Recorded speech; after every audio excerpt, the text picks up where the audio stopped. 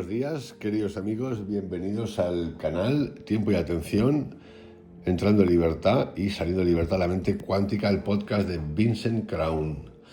Hoy tenemos un especial dedicado a la educación que va unido a 3 audios antiguos, uno ya de hace 4 años, donde hablaba de la educación, qué significa educar, quién educa, educere o educare, aprender a desaprender, enemigos del aprendizaje, y el último titulado Educación o ignorancia, descubre la verdad oculta, iniciación a la educación.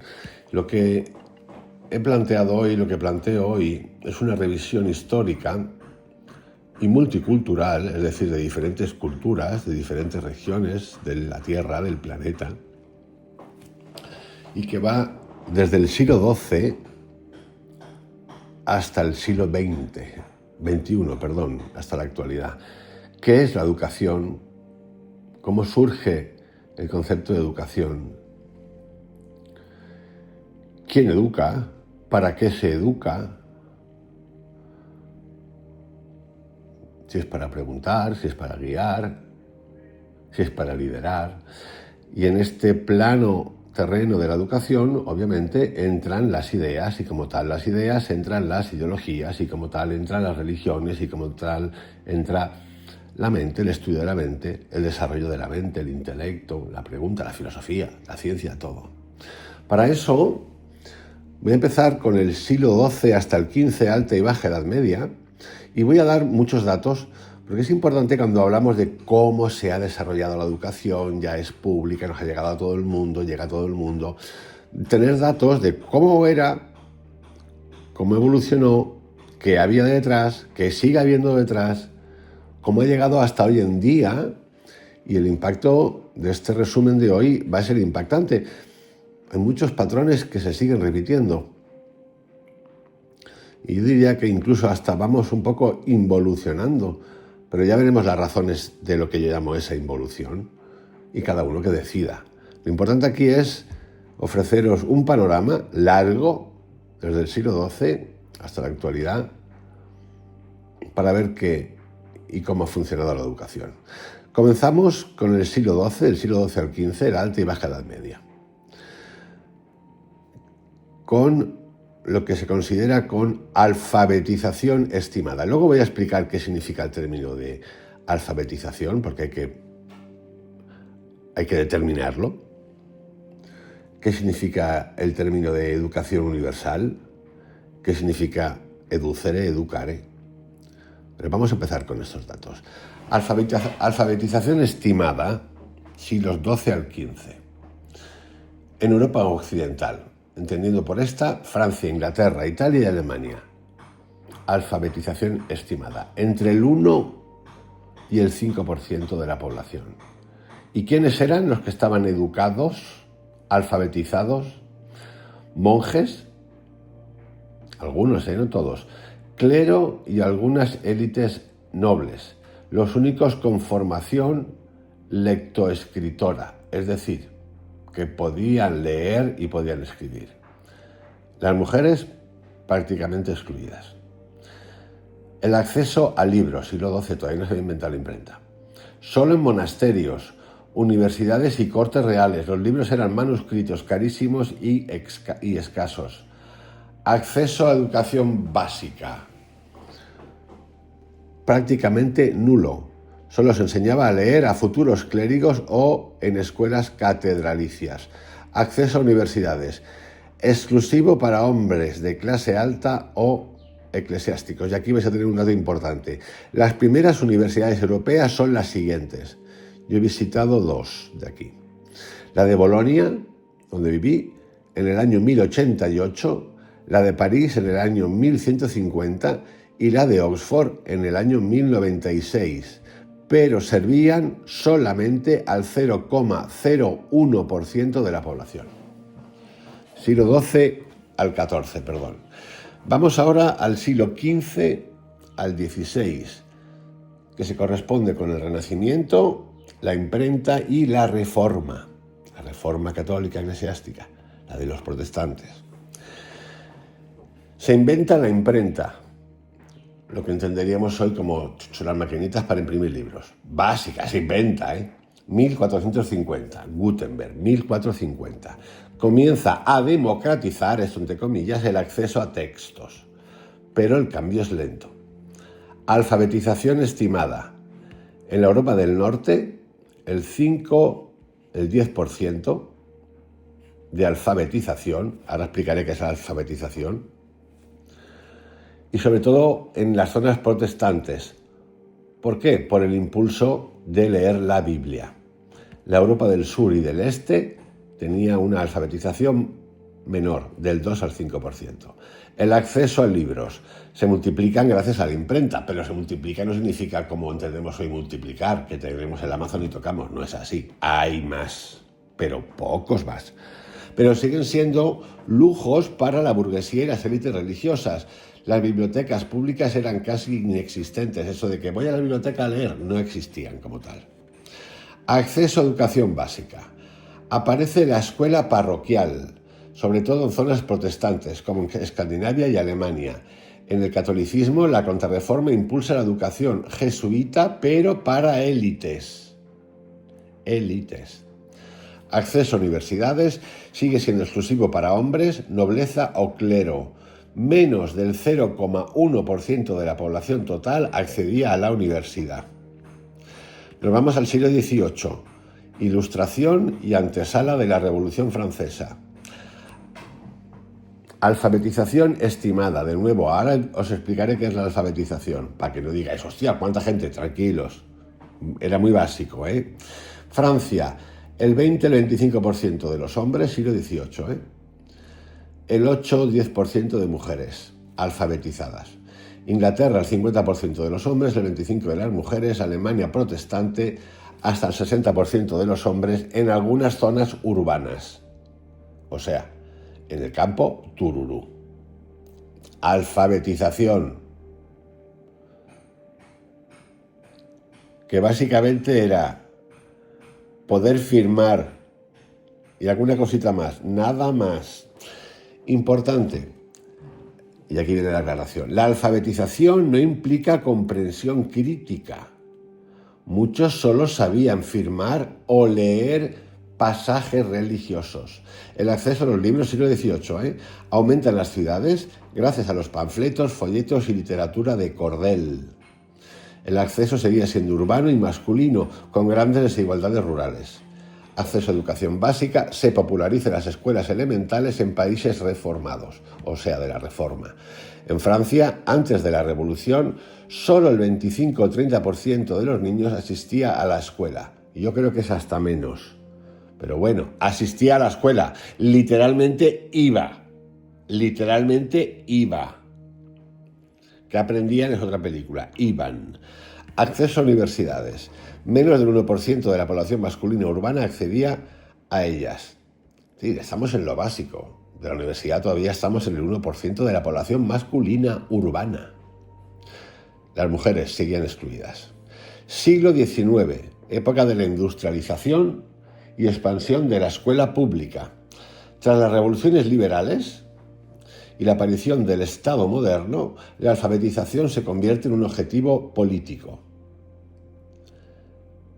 Vamos a ver 3 periodos, 1800, 1850 y 1900, en Francia, Reino Unido, Alemania, Rusia y España.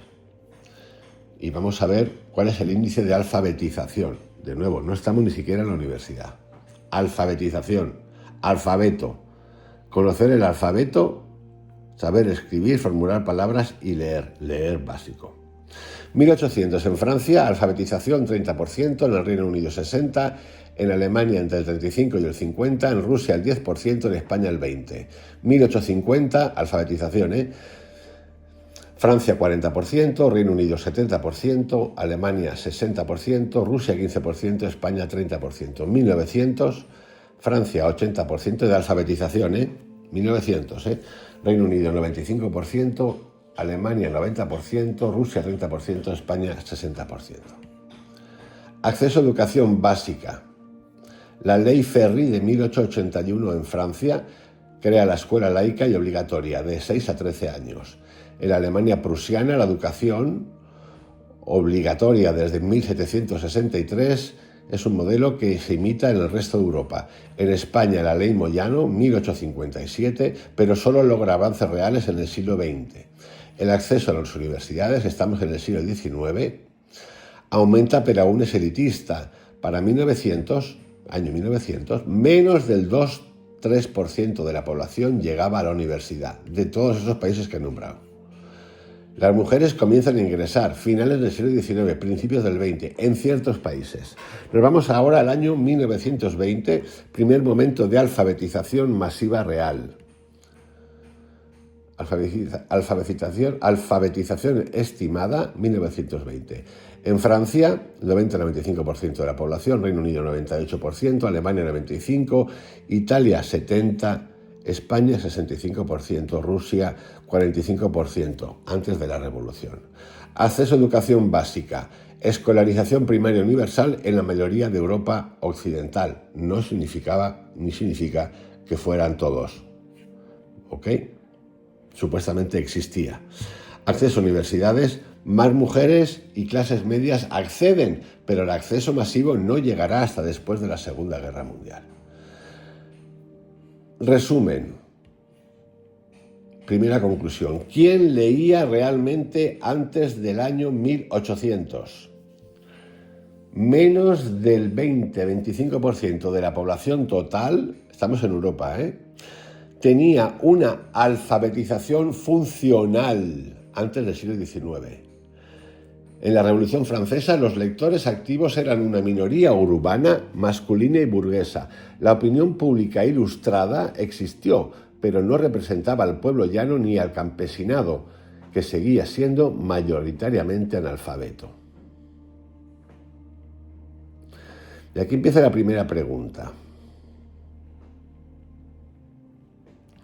Acerca de la escolarización. ¿Qué significa eso de la escolarización? ¿Qué significaba y significa escolarización primaria universal? No significa, ni significaba, que todos los niños, significaba en realidad, porque todavía no hemos llegado a la actualidad, estuvieran escolarizados en la práctica, ni que la educación fuera igual en calidad o accesibilidad en todos los países. Significa que en la legislación y en la infraestructura básica del Estado ya se habían implementado leyes de escolaridad obligatoria, año 1800, al menos hasta los 12-14 años, había una red estatal o nacional de escuelas públicas gestionadas y financiadas por el Estado o por municipios, y que existía la gratuidad del nivel primario, al menos en teoría. En teoría. Vamos a revisar ahora, país por país, la situación de la educación básica en torno a 1920. Dividida en países, 5, educación primaria obligatoria, con una pregunta, educación obligatoria y cobertura real en 1920. Francia, educación primaria obligatoria, sí. Desde 1881 las leyes Ferry. Edad obligatoria entre 6 y 13 años. Cobertura real en 1920 entre el 90 y el 95%. Observaciones.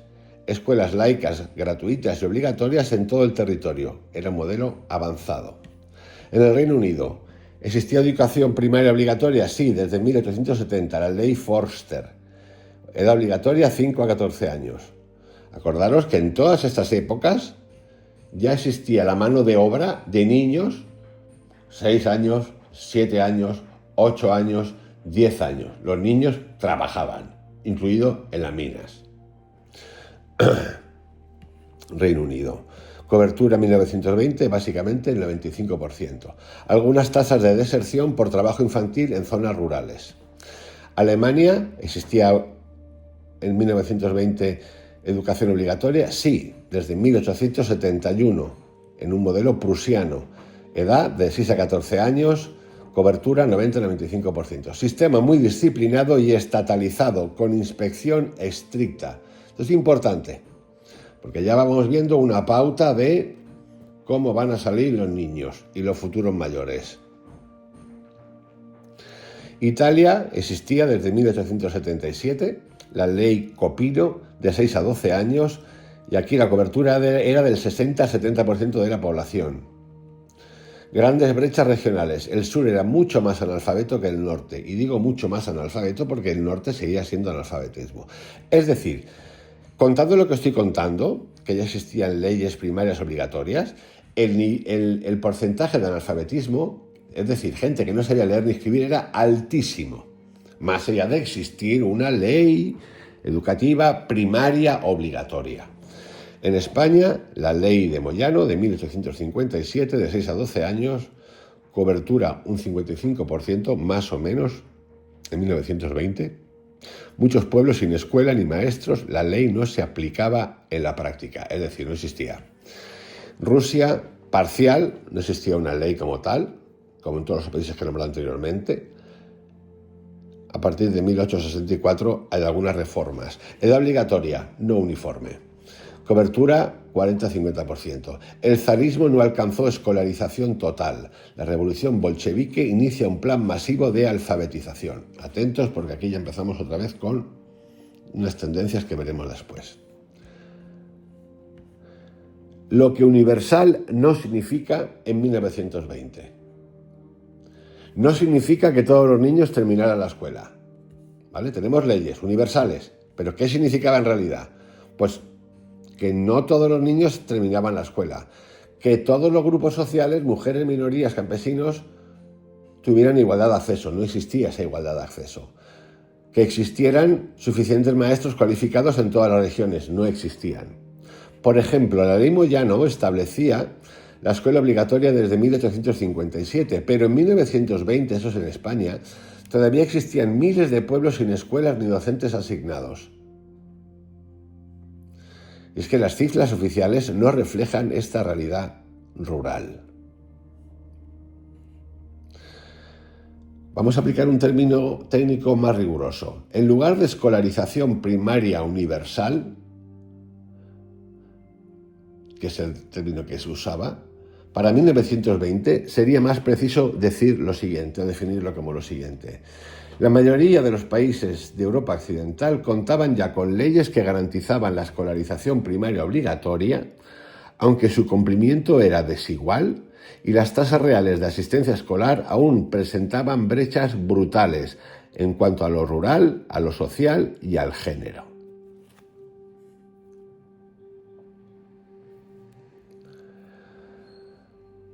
Vamos ahora a ahondar un poquitito más. Esto es fascinante porque esta es la historia de nuestra educación, la historia de dónde venimos. Luego voy a entrar en otras culturas, para llegar hasta la actualidad. ¿Quiénes podían realmente leer, escribir y comprender lo que leían? Estamos ya en el siglo XX, empezándolo. Hay que distinguir aquí claramente tres niveles. Pregunta, La pregunta es, ¿quiénes podían realmente leer, escribir y comprender lo que leían? Básico, ¿no? Pues hay un nivel de alfabetización básica, un nivel de alfabetización funcional y un nivel de lectura crítica o analítica. Entonces, alfabetización básica, la primaria, descripción. ¿Qué significa? ¿Saber firmar? Sí, firmar, eso que a veces le cuesta a gente. Leer palabras sueltas, escribir frases simples. ¿Cuándo se alcanza esto de forma masiva? Desde finales del siglo XIX, pero solo en países industrializados. O sea, principios del XX. Y solo en países industrializados. Podríamos decir Alemania y podríamos decir Inglaterra. Alfabetización funcional. Hablamos de lo básico, La primera era lo básico. Saber firmar, leer palabras sueltas, casa, coche, perro, escribir frases simples. Mi casa es bonita. Punto final. De forma genérica. Final del siglo XIX en solo países industrializados. La básica. Alfabetización funcional, que significa leer un texto completo, comprenderlo y usarlo. Por ejemplo, cartas, entender instrucciones, poder leer noticias. Solo se masifica entre 1940 y 1970. Yo nací en 1969. Estamos en la intermedia. Último 3, lectura crítica o analítica. Significa leer con capacidad reflexiva, interpretar, cuestionar, debatir ideas. Aún hoy no es universal. Se relaciona con nivel educativo medio y superior. Ya veréis dónde estamos actualmente. En comprensión lectora, que es el estudio PISA, que sale todos los años, donde cada vez vamos, el 60% es el último dato, de los estudiantes tienen esta capacidad. El 60%, y ha bajado año tras año. Esto para que sepamos un poquito por qué pasa en el mundo lo que pasa. Y no hemos ido todavía en la parte educativa, política, religiosa, que la generan los estados y las religiones. Atentos, datos concretos de alfabetización funcional real en Europa, 1920-1950. La funcional es la segunda, la que nos permite leer un texto, comprenderlo y usarlo. Por ejemplo, una carta, instrucciones y poder leer noticias. Estos datos son más realistas, ya que provienen de censos, pruebas de reclutamiento militar, informes de la UNESCO y estudios demográficos retrospectivos. 1920... Alfabetización funcional, la segunda, comprender, leer un texto, comprenderlo, usarlo. Cartas, instrucciones, ni siquiera es la lectura crítica o analítica. Francia, 1920, 80-85%, 1950, el 98%. Pero solo el 60% tenía comprensión de textos largos. Reino Unido, 90% en el 20, 99% en el 50. Alto nivel desde antes, pero comprensión crítica limitada. Es decir, te lo podían mamar todo, como todavía existe esto. Alemania, 85 en el 20, 98 en el 50. En zonas rurales y seguía habiendo mucho retraso. Italia, 60% en el 20, 85 de la media. De la media me refiero a la alfabetización funcional. 85%, gran diferencia entre norte y sur. Ese gran problema que tiene Italia, que lo sigue teniendo. España, premio. 1920 el 55%, 1950 80-85%. En zonas rurales todavía en los 40 había analfabetismo del 40%. Rusia no lo podemos saltar. En 1920, es decir, ya había acabado la Primera Guerra Mundial, más del 40% de los europeos no eran capaces de comprender textos largos ni escribir con fluidez. Lectura crítica e ideas ilustradas. ¿Quién realmente las procesaba?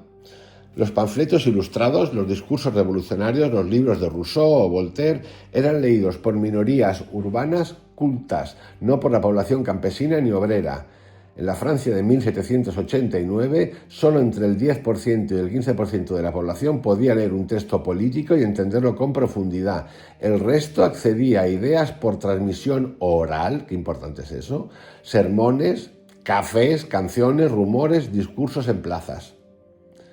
Esto significa que la revolución de las ideas no fue una revolución de lectores masivos, sino de una minoría altamente influyente, burguesía, periodistas, abogados, pequeños intelectuales urbanos, que produjo un efecto dominó cultural.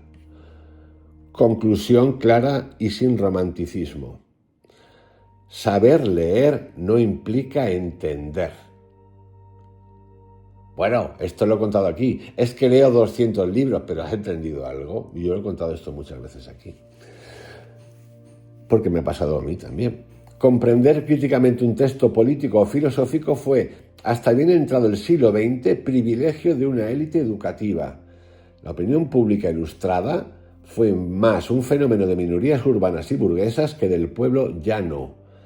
La alfabetización funcional y crítica real en masas solo se alcanza globalmente después de la Segunda Guerra Mundial y con grandes diferencias entre regiones. Y es más, ese tiempo de posguerra mundial, la segunda, yo lo llevaría hasta los 70, 80 y se produce una explosión brutal, pero en cuanto empieza la era digital en el 2000, empieza una involución. Despacito, despacito como la canción y ya a mucha velocidad.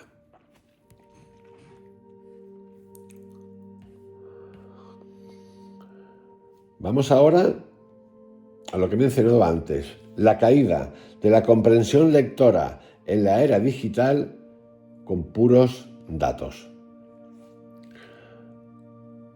PISA, el Programa para la Evaluación Internacional de Alumnos de la OCDE, cuenta: en 2018 y 2022, los informes muestran una caída global de comprensión lectora, especialmente entre adolescentes. En países como España, Francia, Italia y Estados Unidos, los niveles de comprensión se han estancado o retrocedido respecto a décadas anteriores. Es decir, que no sabemos entender lo que estamos leyendo. No hablemos ya de escribir. En estudios de la UNESCO y de UNICEF, aunque el acceso a la alfabetización básica es casi universal, básica, os recuerdo lo que era lo básico, porque hay que recordarlo, porque como yo creo que somos tan básicos también. Alfabetización básica, saber firmar, leer palabras sueltas, escribir frases simples. La funcional, leer un texto completo, no muy complejo, comprenderlo y usarlo. Cartas, instrucciones y noticias. Porque ya sabéis que era casi todo hablado. Repito, aunque el acceso a la alfabetización básica es casi universal, la alfabetización funcional y crítica está en crisis. Un estudio de 2020 revela que más del 60% de los estudiantes entre 15 y 18 años no pueden resumir, 2020, hace 5 años, adecuadamente un texto argumentativo de una página. Tomaros un café ahora mismo, una tira mejor. Informe PILS de 2021. Es el informe que se llama Progress of International Reading Literacy Study, estudio de la comprensión lectora. 2021. Observó que los niños de entre 9 y 10 años leen más, pero entienden menos. En muchos países los niños leen en pantallas, pero saltan de párrafos, no construyen sentido global y su capacidad de inferencia es muy baja. Vamos, que vamos a ser perritos dentro de poco. ¿Por qué pasa esto en plena era digital? Lectura superficial, tranquilos porque ahora ya estoy llegando a la actualidad, pero vamos a ir luego otra vez para atrás por culturas, que hay una comparativa. Tengo aquí un estudio comparativo que es fascinante. ¿Por qué pasa esto ahora, en plena era digital, artificial? Lectura superficial versus lectura profunda. La lectura digital fomenta el escaneo rápido, los saltos de atención, lo que se conoce como skimming. El cerebro no construye conexiones profundas ni retiene duraderamente, no retiene. El autor Nicholas Carr lo resume así en su libro The Shallows. Shallow es el agua poco profunda. Internet nos entrena para ser buenos recolectores de información, pero malos pensadores profundos. Esto es brutal. Esto es brutal. Yo cada vez lo detecto más, hace años. Brutal. Cualquiera te da una clase de recolector de información de cosas que le da. Bueno, ahora te lo da ChatGPT, pim. En los márgenes siempre, en los márgenes. Wow, lo que ha dicho, pim, pam, porque he visto el vídeo, Ahora pídele una elaboración de eso, un análisis de eso. Pues eso, silbar. ¿Por qué pasa esto en plena era digital? 2, porque hay una hiperestimulación y multitarea. Las notificaciones, los banners, el scroll constante rompen la atención sostenida, necesaria para leer con comprensión profunda. Estudios en neurociencia muestran que el cerebro necesita entre 8 y 12 minutos de atención continua para entrar en lectura analítica. Hoy, la media de atención en pantalla es de 47 segundos. Esto lo publica la Harvard Business Review en 2022. La atención media en pantalla es de 47 segundos. En un libro creo que menos, porque te entra la cagalera. Cuando ves las letras así apretadas te entra la cagalera.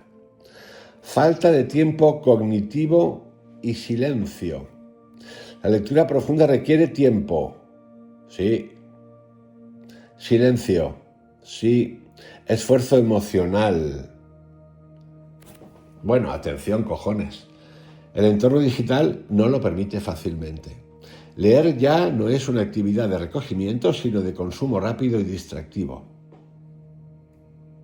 Incluso cuando se lee, los que dicen que leen mucho, yo leo, lo hacen así, de manera rápida y distractiva, como si estuvieran coleccionando, no sé qué están coleccionando.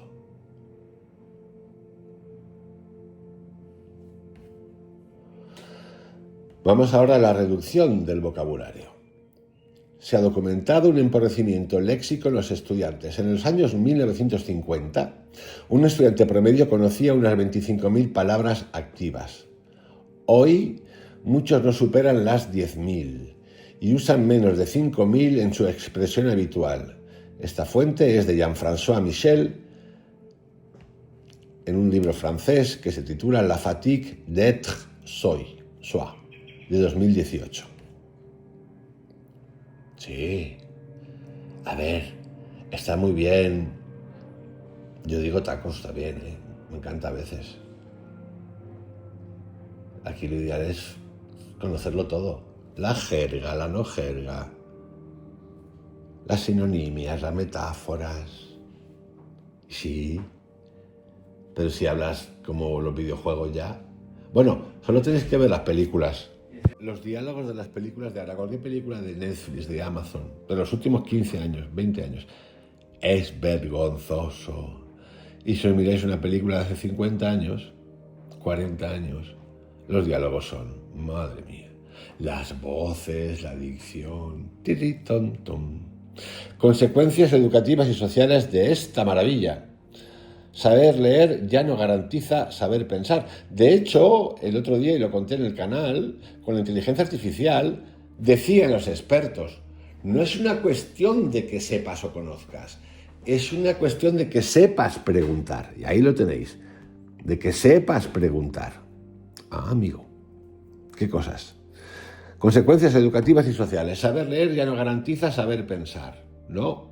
Las habilidades de análisis, argumentación y síntesis textual están en declive y nos la van a dar, por ejemplo, la inteligencia artificial. Te la ahorra a ti, como tú ya la ves publicada, te crees que tú la has pensado, pero tú la has pensado, una mierda has pensado.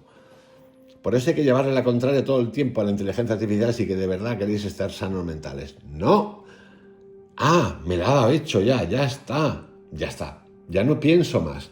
Por eso tenéis a todos estos canales de inteligencia artificial tan buenos y tan reconocidos como el famoso de AI, que él no piensa. Él cree que piensa un huevo, pero él no piensa nada. Él es un mumbler que habla, mastica y cuenta lo que le cuentan y lo aplica en su trabajo y se excita porque le pone la IA, pero no piensa, porque si pensase en los efectos que tiene esto, pues hablaría de otra manera. Sí, claro que sí, es así. Por eso el mundo está como está, o estamos como estamos. Porque no piensas, tú te crees que piensas, tú no piensas un carajo. No, por el negocio, pero estás pensando en lo que estás haciendo. Lo estás mirando. No, es que leo todos los días, que da igual, pero tú entiendes algo. Te lo está haciendo, tú has procesado, tú no puedes procesar. Nosotros humanamente, tú, yo, cualquiera, tenemos unos máximos que podemos desarrollar por entrenamiento de cuánto puedes procesar en un día. No leer, yo hice un curso de lectura rápida, me leía 70 páginas por hora si quería, el momento culmine, pero ¿de qué sirve eso? Skimming, amigos, skimming. Mientras que una inteligencia artificial, tú le arreas y te lo da y tú dices, ya está, ya lo sé, ya lo sé. ¿Tú has hecho un ejercicio? Nada. Tú le has dicho a alguien que te dé por tus tendencias, por cómo has formulado tus preguntas, que te crees que sabes formularlas, y ella te responde. Con sesgos, por cierto, porque está entrenada para tener sesgos, es decir, patrones. Y tú te crees que, ¡buah! ¿Cuánto he manejado hoy? No has manejado una mierda, porque tú no has procesado absolutamente nada. No has hecho el ejercicio de pensar. No. Es útil, es súper útil. Pero no nos confundamos. Muchos jóvenes leen textos enteros sin entender su estructura lógica ni sus implicaciones, y no tan jóvenes. Esto los hace más vulnerables a la manipulación, especialmente por redes sociales, ideologías virales y noticias emocionales. Pero esto ha sido siempre, ahora está hiperpotenciado. Ahora la mayor educación, como control, la tienen las redes sociales. Sí. Y claro, hay un mercado. Si hay un mercado de burreras, de millones de burreras, pues es un mercado y es la hostia del mercado, como dirían ellos. Es un flipe de mercado. Claro que es mercado, porque si los subnormales están ahí y son millones de tarambanas que no saben y se agrupan y crean un mercado de dinero, de contenido, pues tenemos, pues sí, pero eso no deja de ser de taraos. Sí, pues eso es lo que hay hoy en día, eso es lo que han creado hoy en día. Oye, ¿eres elitista? No soy elitista, es que no, es que tiene que ver con el pensar, tiene que ver con el educar, tiene que ver con el cuestionamiento, y efectivamente hay un mercado, igual que hubo un mercado de subnormales nazis, que todo un país siguió, pues es lo mismo. Igual que hubo un mercado y hay un mercado de comunistas taraos que mataron 100 millones de personas, pues es un mercado, claro. ¿Quién va a ir en contra de un mercado de tantos millones de gente que han matado? Bueno, para haceros la pregunta, es que sigue habiendo un mercado ideológico, pero igual que había un mercado ideológico con el nazismo. No sorprenderos, está ahí. ¿Cuántos fueron los que se fueron cuando vieron la película? Muy pocos. Un porcentaje ridículo de gente se fue. No intelectuales o no intelectuales, hubo gente de todos los niveles que se fue. Pero ¿cuántos se fueron de la Alemania nazi cuando vieron venir lo que venía? Muy pocos. Y del comunismo, muy pocos. Y los que no pudieron largarse se los cargaron y se los siguen cargando hoy en día. Entonces no asustaros de lo que estoy contando, porque esto ya existía antes y ahora está hiperpotenciado. ¿Cómo puede existir el MAGA del amigo este del maíz que se acaba de pelear con el otro? Que es brutal. Pues por estas cosas. ¿Pero cómo puede existir la guerra de religiones? Por estas cosas. Porque no entendemos. Entonces sí, el mercado del tarao ha existido siempre. Es el mercado de las religiones, es el mercado de la motivación, es el mercado de la espiritualoide. Sí. Un tipo que te cuenta que tiene 4 millones de seguidores o que un vídeo tiene 20 millones de visitas, que te dice que en 3 minutos ponte verde, te está diciendo, a mí me lo está diciendo, que es un listo calisto jodido, porque ese sí que piensa, seguramente, y los 4 millones que han entrado a ver eso son 4 millones de tarambanas. Pues es normal que exista el nazismo en tiempos pasados, es normal. Pero ¿cómo no va a ser normal? O que exista el comunismo. ¿Cómo no va a ser normal? Si eres un paranormal que le das credibilidad a eso, eres un paranormal. Pero es que lo paranormal ya no son ellos. Los paranormales es como en la época de los nazis, los que se fueron del mundo nazi o los que se escaparon del mundo comunista. Los que todavía tienen cierta capacidad de discernir, pero cada vez hay menos de eso. Por eso pasa lo que pasa en el mundo. Por eso sale Franco y monta la guerra civil, y por eso salen los comunistas y matan gente, y por eso queman iglesias, y por eso uno se pone una bomba y explota en los trenes, y por eso sale Trump, y por eso también sale Biden, un tipo que ha estado 2 años ausente mentalmente, que nadie sabe quién ha gobernado, porque lo de ahora es un flipe, pero lo de antes es flipe y medio. Porque está tapado. Lo han tapado y estamos esperando que alguien salga de los demócratas a decir buenos días, que siga el show. No están escondidos como ratas. Por eso llega lo que llega. Claro. Y no aprendemos. La Revolución Francesa se llevó por delante guillotinados a tirios y troyanos. Hasta de los mismos partidos. Las revoluciones de América Latina contra esas injusticias sociales brutales de la izquierda, de los libertarios, de la libertad, que tenían todo su derecho porque era así, acabaron en brutalidades que siguen todavía. Entonces, ¿qué pasa? Que no entendemos, que no sabemos, que da igual lo que leas, tienes que entender. Por eso pasa lo que pasa en el mundo. Y pasa cada día más. Cada día más, da igual. El otro día leía un libro acerca de el mal gusto. ¿Qué es el mal gusto? Es brutal, soy una autora, no me acuerdo el nombre ahora, es brutal. Decía, qué fuerte, ahora el gusto, el buen gusto, el mal gusto, está rodeada de tiempo. ¿Por qué? Porque el que tiene tiempo para desarrollar, me voy a hacer el cursito de hacer el pan, me voy a hacer el cursito de horticultura, no es que le mole la horticultura o el pan, es que en realidad tiene tiempo. Y el tiempo está tan caro, es tan jodido, es dinero, que es una manera de decir, esto es lo que mola. Pero porque tengo tiempo, porque en general la gente no tiene tiempo. Pero es lo mismo que hacemos con la mierda del mindfulness y la meditación y todo lo que queráis. Me busco el hueco para excluirme, para salirme.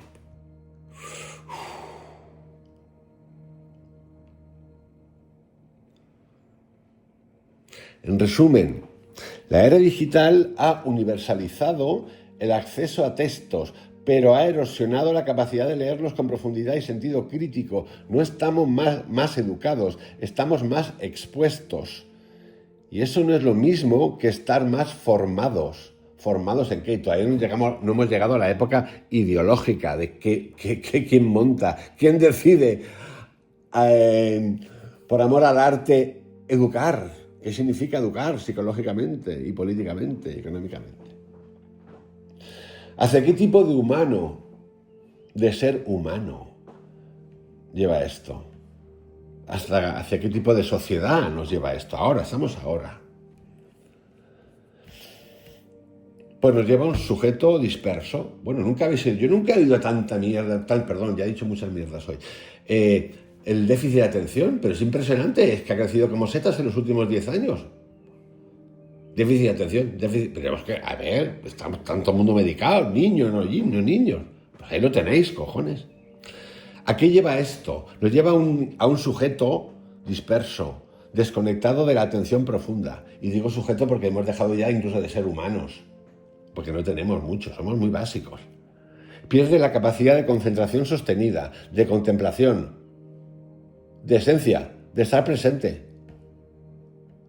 Vivimos en un estado de reactividad constante. El ejemplo que conté el otro día de la petarda esta al lado de la heladería, que casi nos intoxica a todos porque estaba en su casa. Digo, no, pero si no digo nada, apaga el coche, ¡está en mi casa! Ella, la petarda jovencita y las dos carpantas españolas que la acompañaban. Defensa de la familia, están atacando a mi hija, no, tarada, vuelve al colegio tú, tu madre y tu abuela, mételas al colegio otra vez, a un curso de esos públicos que regalan, A, B, C, a aprender, a escuchar, escucha, petarda, escucha, petarda, salieron las 3 carpantorras ahí. Que apagues el coche, te lo estoy pidiendo, apaga el coche. Nos estás intoxicando con el diésel, estamos a menos de 1 metro, hay niños, estás encima de la acera, petarda, mi casa, me voy, mi casa. Es increíble. Pues esto es lo que tenemos. Vivimos en un estado de reactividad constante, siempre interrumpido, fragmentado. Y digo yo, me tengo que hacer cargo de que a lo mejor esta chica ha tenido un mal día. No me tengo que hacer cargo de su mal día, que se haga cargo ella del mal día. El ser humano del futuro, cercano, no es ignorante. Es peor. Es distraído. Pero es peor. Porque un ignorante no sabe, y lo he explicado aquí, puede aprender. El problema es que estamos en el ser humano imbécil, que no quiere aprender, que no sabe aprender, que está hecho ya de dopamina, que es visceral todo el tiempo, es grosero, somos groseros todo el tiempo. ¿A qué más nos lleva este futuro digitaloide, de personas. Son los futuros de mañana, los que van a tener trabajo por ahí, por cierto, si encuentran, ¿no? Que no entienden, pero van a estar ahí, van a ser los médicos de mañana, van a ser los científicos de mañana, van a ser los que trabajen en política, van a ser, hostias. Pues también esto es un consumidor que genera esto, un consumidor emocional, no un ciudadano reflexivo. Esta hiperestimulación por emociones inmediatas genera indignación, deseo, miedo, no desarrolla pensamiento crítico, sino opiniones reactivas formadas por algoritmos. Es ideal para un sistema de consumo, cree que elige, pero repite lo que le sirven las plataformas. Eso es así, y sabemos que es así. Pues hice el otro día un audio de 1 hora, creo, de estos temas. Un individuo con lenguaje empobrecido y por tanto con pensamiento limitado. El lenguaje moldea la mente, menos palabras, menos matices, menos pensamiento abstracto. Un ser que ya no sabe nombrar lo complejo y por tanto no puede pensarlo ni resistirlo. Un ser humano básico. Básico. Pero básico mal. Porque un neandertal, o el siguiente del neandertal, era un humano básico, pero básico que entendía la naturaleza, el entorno, los peligros, qué era comer, cómo no comer. Nosotros somos básicos. Comer, cagar, follar, quien pueda. Básico. Consumir. Básicos. Esto nos lleva hacia una sociedad algorítmica, gobernada por la predicción, no por la deliberación. El centro de poder ya no es la política, sino el diseño de sistemas que predicen y moldean la conducta. Y estamos hablando de educación, empezado por el siglo XII. No se necesita represión, basta con alinear tus emociones con los intereses que te crean. El ciudadano ideal es el que no se pregunta, el que solo reacciona. Esto nos lleva a una democracia teatral. No existe la democracia. Empieza a desaparecer la democracia. Como en la película Regreso al futuro, cuando va y empieza el periódico a desvanecerse. Pues igual. Teatral y cognitivamente vacía. Seguimos votando, pero sin capacidad real de evaluar los discursos. Bueno, es que mejor no evaluarlos. La deliberación cívica cede ante el espectáculo emocional. Viralidad sustituye a verdad. Viralidad sustituye a verdad. Una democracia donde la manipulación emocional sustituye a la educación ciudadana. Yo me quejo de China, de hecho me he quitado el DeepSeek porque me parece literalmente una basura, siendo buenísimo para preguntas, por cierto, buenísimo, pero es lo que es una dictadura del ser humano. Por lo tanto no lo quiero, aunque me dé cosas buenas. Pero esto mismo lo tenemos en las democracias actuales, con los Facebook, con los Google, con todo, con YouTube, con todo, con los medios de comunicación. Estamos ante una sociedad del simulacro. Lo aparente es más real que lo real. Lo que importa no es el contenido, sino el formato. Una sociedad donde la imagen reemplaza la experiencia, donde la validación externa, los likes, sustituye la reflexión interna. Hemos pasado de la verdad a la viralidad, de la reflexión a la reacción, de la complejidad a la simplificación, del criterio propio a la opinión inyectada, de la paciencia a la impaciencia, de la cultura interior a la imagen exterior. Ahí vamos, ahí estamos. Y somos la nueva generación del futuro. Bueno, parece ser que los que no tenemos ya 15, 20, 25 años no somos ni generación. Si pudieran nos dejaban emanciparnos hacia otro lugar más sano.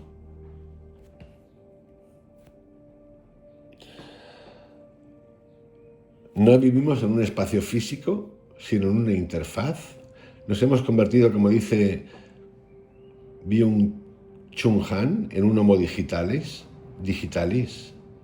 No se piensa en profundidad, se gestiona, sino que gestionamos estímulos. No construyes un yo, sino un perfil. No se transforma por la experiencia, sino por un FED.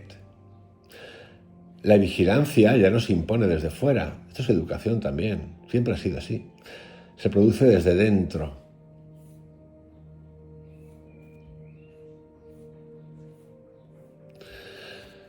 El caso español lo agraváis un poquito más desde los inicios del siglo XII hasta ahora y tenéis una respuesta un poquito más nuestra, más mediterránea, ¿no? porque nos encanta la cultura mediterránea, pero tiene un tocadito también fascinante. Dicho esto, vamos a entrar ahora a lo que es la educación, el criterio de educación, cómo surge el formato de educación, la idea de educarnos, de hacerlas aprender, leer, escribir y todo lo que viene detrás, quién lo crea, qué idea hay detrás, quién lo gestiona, quién lo maneja, quién lo gobierna, quién lo induce, qué ideas se cuentan, cuáles se promocionan, cuáles no. Igual que ahora hay cosas que te prohíben, las mismas plataformas, antes existía igual, siempre ha existido, ya que ha habido maestros de nivel galáctico. ¿Qué es? Esta es la pregunta. ¿Qué es realmente la educación si siempre ha sido diseñada por un poder ideológico para decirnos qué pensar, qué saber y qué ignorar, escondido con fórmate, edúcate para llegar a ser? Poquito a poco, ¿no? Pero fijaros que con el tiempo, cómo ha tardado la cosa en explotar. Y cuando ha explotado, cuando ya hay muchos abogados, en lugar de como antes, que había un 1%, un 0,1% de la población tenía acceso a eso, pues que imaginaros si eras notario, abogado, un abogado por cada 100.000 habitantes, imagínate, era el lord. Un médico era el lord. Lo que supiera explicar un profesor en matemáticas a los niños, pues era un lord. Pero claro, ahora cada día hay más abogados, más formados. Qué bien que nos iban a formar. Formar nos han formado. Pero claro, no hay sitio para tantos. Es que no existe sitio para tantos. Entonces, ¿qué pasa? Que el precio de tu trabajo es igual, baja, digo, pero por norma. Si solo hay uno entre 100.000, pues puedes cobrar lo que te salga el nabo. Si ahora hay 100.000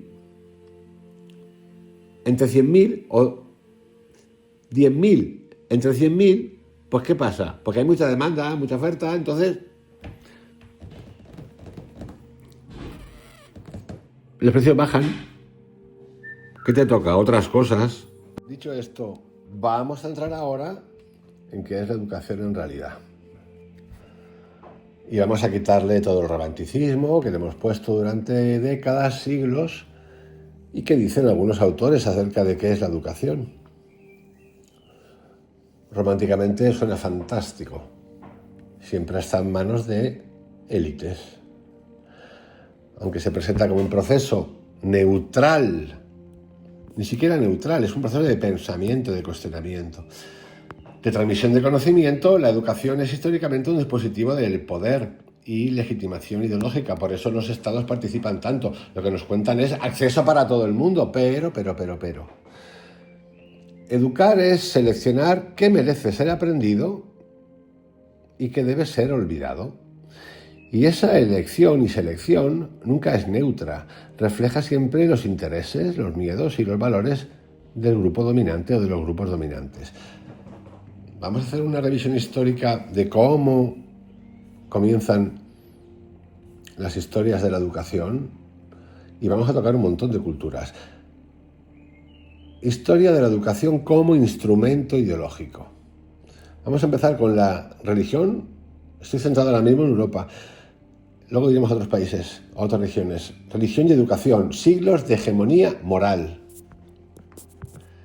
Edad Media hasta el siglo XVIII. La Iglesia Católica controla casi toda la educación en Europa.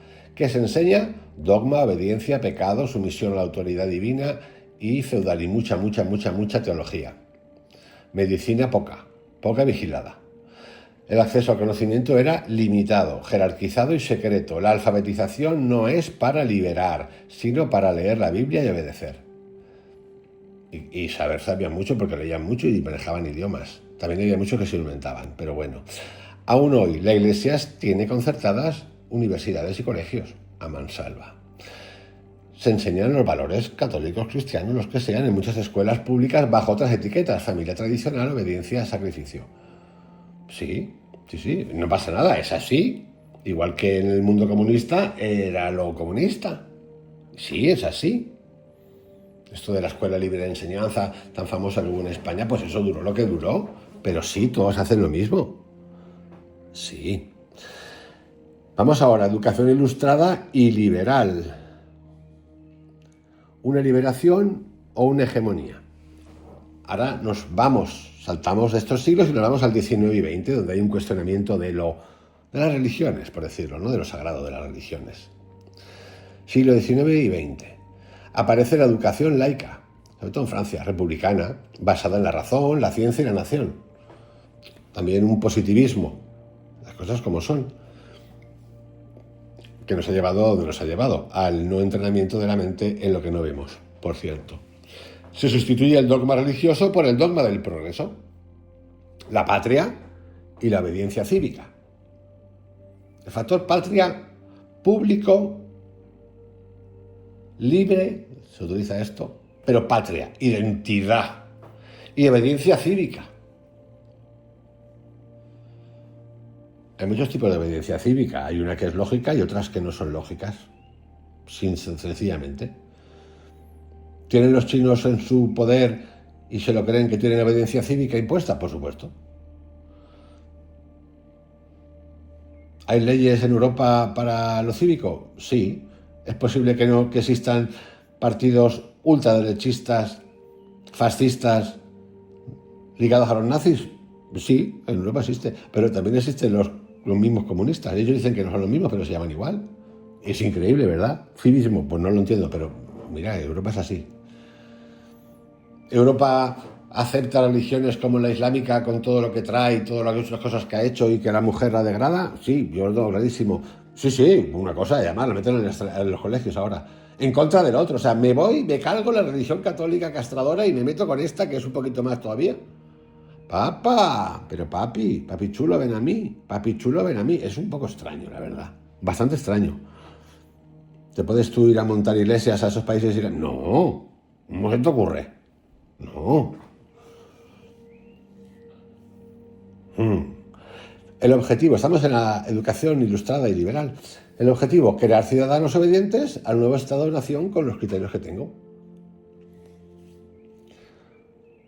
El libro sagrado, que no era sagrado, que ellos llaman sagrado, la Iglesia no es sagrado, es canónico, elegido por ellos, los libros, que por cierto la Biblia es hebraica judía, no es cristiana. Los cristianos se apoderan de la Biblia y la reinterpretan. El libro sagrado, entre comillas, repito, se sustituye por el libro de la historia nacional. El cura se convierte en maestro, pero sigue diciendo que es verdad y que no. Esto ocurre. ¿Hay curas que no hacen eso? Por supuesto. Mirad, por ejemplo, Antoni de Melo. ¿Hay maestros muchísimos que no han hecho esto? Muchísimos. Por supuesto. Pero eso no quiere decir que la idea general sea esta. Es decir, si en la época de Franco tú querías ser funcionario, Franco murió en el 75, pues obviamente pues tienes muy clarito ciertas cosas que debes de aceptar. Vale. Que igual van contra lo que piensas. Mucha gente no pensaba como él. Cuando hay la democracia y entran después de una serie de tandas otros, cuando gana, por ejemplo, Felipe, que gana el socialismo, ¿qué ocurre? Pues lo contrario.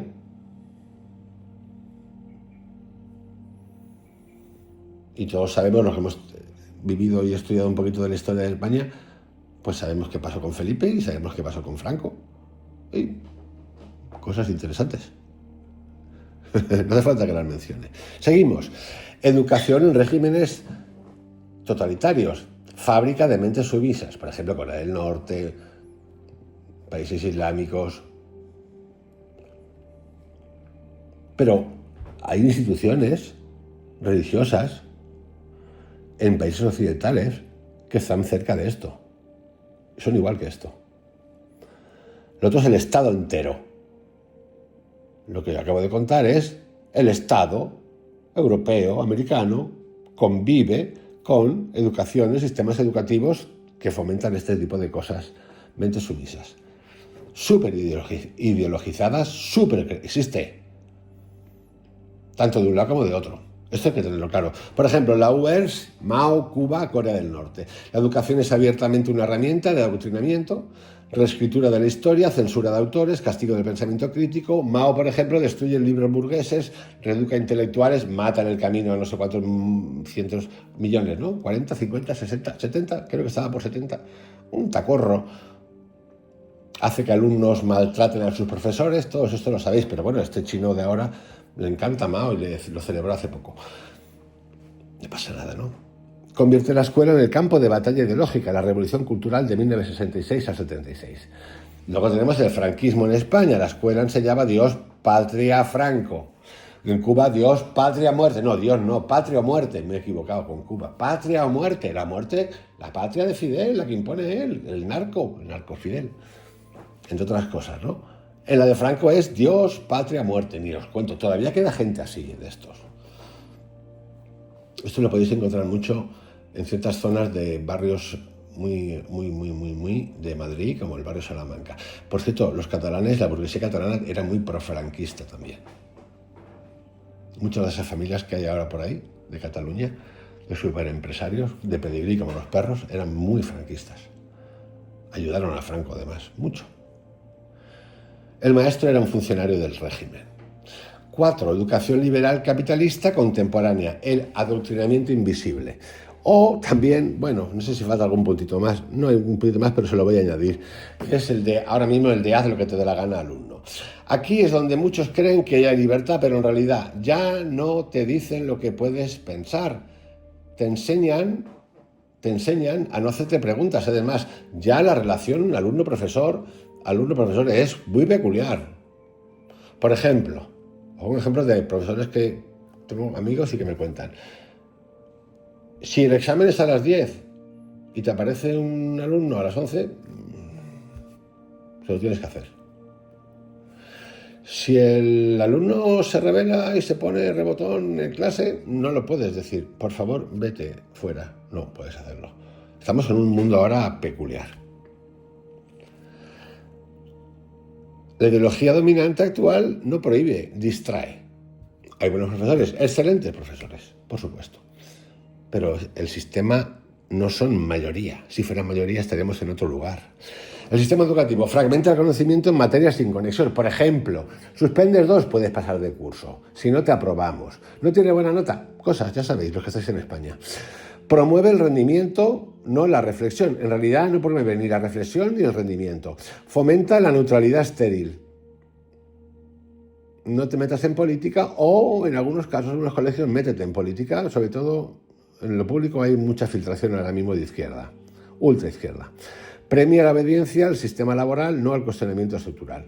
No son lugares de cuestionamiento. Digamos que los profesores, bueno, solo tenéis que ver una cosa, el número de bajas de profesores de institutos públicos.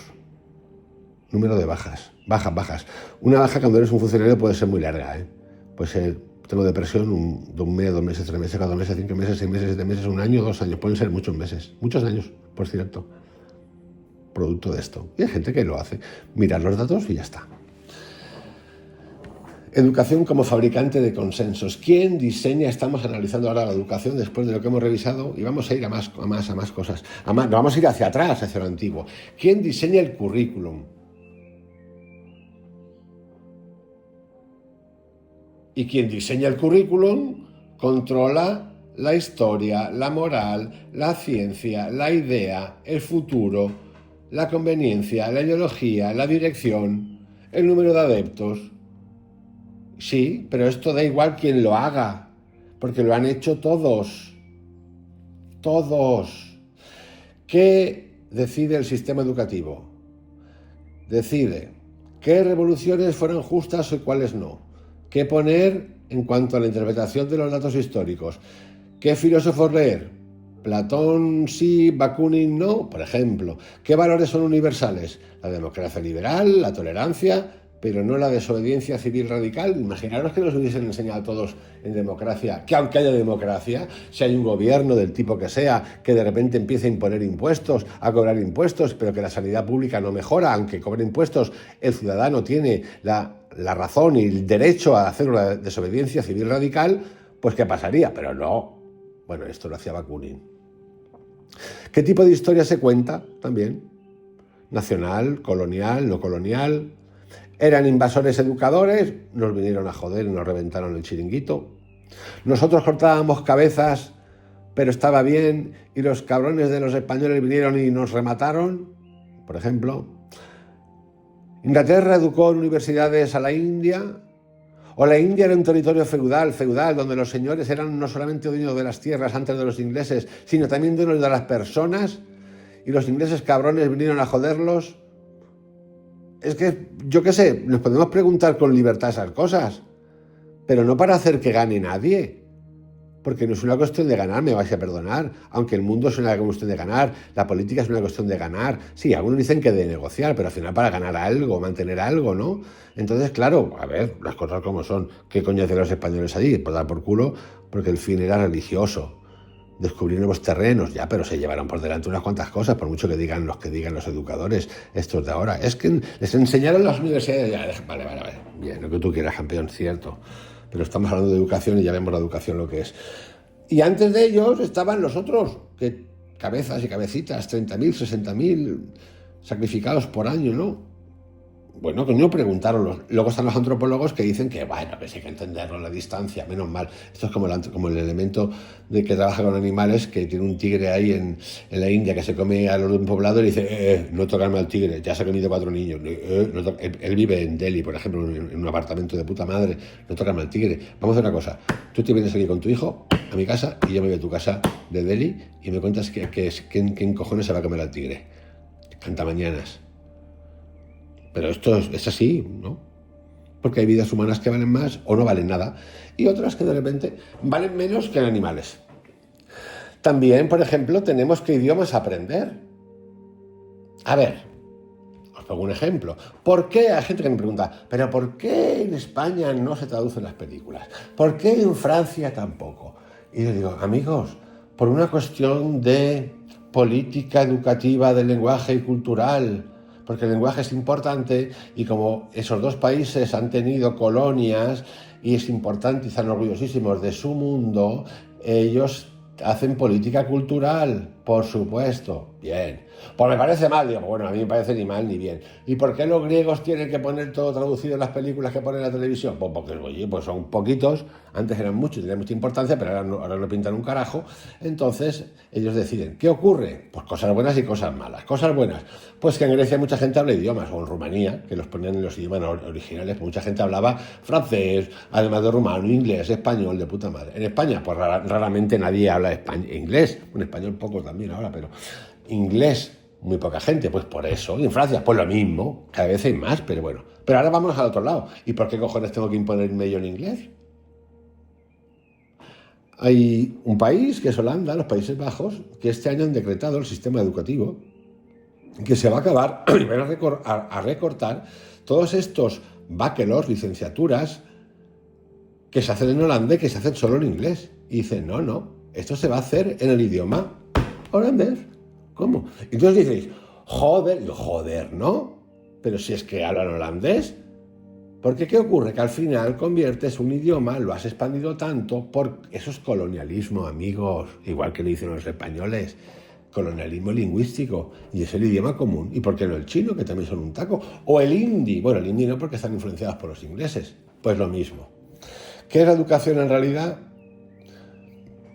Un sistema de filtrado. No forma personas libres, clasifica individuos según utilidad social. Por eso, en el proceso de nuestra vida, a no ser que te toque, tengas la suerte que te toquen unos padres o unos instructores que ya tengan la cabecita abierta a todo, que si A, que si B, que si C, abierta a todo, y que te digan lee, experimenta, que no suele ocurrir. Lo que tenemos es esto. Entonces, con el tiempo, si nos da, y la vida no lo permite, nuestro tiempo, o nos pasan cosas, volvemos a repensar, a desaprender lo aprendido para volver a empezar y ver, ¡guau! Yo lo he contado aquí con los textos sagrados de los huevos, estos que llevo contados unos cuantos. Me he quedado, digo, madre mía, pero ¿qué me leí yo? ¿Qué es la educación en realidad? Un sistema de filtrado. No forma personas libres, clasifica individuos según utilidad social. Es un aparato ideológico del Estado, esto lo cuenta Althusser. La escuela sustituye al cura como aparato de legitimación. Una estructura de amnesia enseña a olvidar otras formas de saber, por ejemplo, indígenas, por ejemplo, del papel de la mujer, ¿no? Eso no se estudiaba en el colegio. Y yo no soy nada del rollo de este movimiento, para nada, ¿eh? Pero para mí son iguales, pero es cierto, el papel de la mujer no se ha estudiado. Hace unos años empezó a estudiarse. Era una educación muy masculina todo el tiempo. Enseña a olvidar otras formas de saber, pues indígenas, espirituales, mágicas, poéticas. Es un productor de subjetividades funcionales. No se enseña a ser, sino a adaptarse a ser empleado, productivo y callado. Es decir, la educación hubo un momento en la vida en el que fue diseñada para convertirnos en seres productivos, para acabar trabajando en las empresas o en el Estado, o montar nuestros negocios. Sin duda, ese es el fin. ¿Cuántas veces he oído eso? ¡Buah! No lo digo en mi caso, pero lo he oído muchísimo. ¿Es posible una educación no ideológica? La respuesta es no.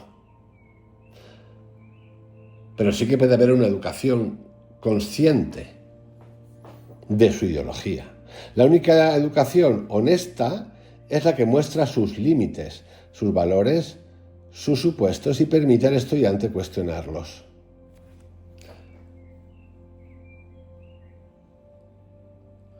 Y sí, la religión usó y usa la educación para moldear almas, el liberalismo tan de moda ahora para fabricar ciudadanos dóciles y injusticia social, por cierto, para mí, lo tengo clarísimo, el capitalismo actual para crear o neocapitalismo o corpocapitalismo o corpoestado para crear consumidores obedientes que no piensen demasiado, incluidas aquí las grandes tecnológicas. No te dicen lo que tienes que pensar, pero sí te enseñan a no pensar en lo que no debes. Vamos ahora a un ejemplo gráfico que me gusta muchísimo, que tiene que ver con la cultura griega, arcaica, con la cultura de Roma, arcaica, con el Egipto faraónico y con la América precolombina. Y se titula ¿Qué entendían por educación las grandes civilizaciones? He cogido esas porque son las que me resultan más familiares. Entonces tenemos, lo que voy a hacer es contar civilización, por ejemplo, la griega, el nombre del concepto de educación, la finalidad principal, los sujetos educables, el contenido principal, el método y la relación con el poder. Empezamos. Grecia clásica. El nombre que recibía la educación era paideia. La finalidad principal era la formación del alma y del carácter para la virtud y la ciudadanía. Quienes estaban sujetos a ser educados. Hombres libres, varones, no el pueblacho. Contenido principal: retórica, filosofía, gimnasia, poesía, política. Método: dialéctica, gimnasia, imitación de modelos. Relación con el poder. Central: la educación forma al ciudadano. Vamos a la Roma. El concepto de Roma educativo es el humanitas. Formación del orador, es la finalidad, del administrador moral del imperio. Sujetos educables, varones ciudadanos. Contenido, os recuerdo que en esas dos culturas había esclavos. Contenido principal: derecho, retórica, historia y disciplina moral. Método: disciplina, memorización, práctica, oratoria. Y relación con el poder: instrumento de cohesión imperial. En el Egipto faraónico, aquí vienen los dos interesantes, no hay término único. Se asociaba a sabiduría el término educativo mat. Finalidad: reforzar el orden cósmico social, formar escribas fieles al faraón, igual que hacían las iglesias del siglo XII. Sujetos educables: varones de élite, hijos de escriba. Contenido principal: escritura, matemática, religión, moral, mitología. Método: repetición, copia, jerarquía. Relación con el poder: legitimación del poder teocrático del faraón. América precolombina. Nahua, Calmecac, Inca Yachay. Es decir, el concepto de educación en los náhuatl se conocía como Calmecac y en el Inca como Yachay. Finalidad principal: formación integral, guerreros, sacerdotes, sabios, moral comunitaria, sujetos educables, élites, pero también acceso general en muchos pueblos, sobre todo a través del chamanismo. Contenido principal: códices, astronomía, historia mítica, guerra, valores colectivos. Método: memoria oral, ritual y práctica. Relación con el poder: educación ritual y colectiva al servicio del equilibrio cósmico y comunitario.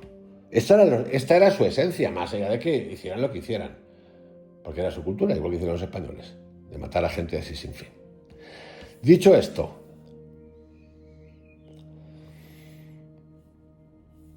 que sirve como guía, y vemos que hay cosas que son comunes.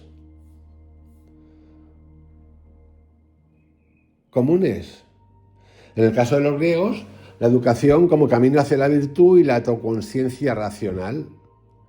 En el caso de los romanos, herramienta para formar ciudadanos útiles y disciplinados. Digamos que todo lo que tiene que ver con la economía viene de los romanos. Egipcios, medio para reproducir el orden divino social sin cuestionarlo. Y precolombinos, vía sagrada para integrar al individuo en el cosmos y la comunidad. Yo diría que la naturaleza también. Todas estas civilizaciones entendieron que educar es formar un alma, no solo transmitir datos, pero también sabían que educar es perpetuar un modelo de mundo. Por eso la educación nunca fue neutral, ni siquiera en sus formas más notables.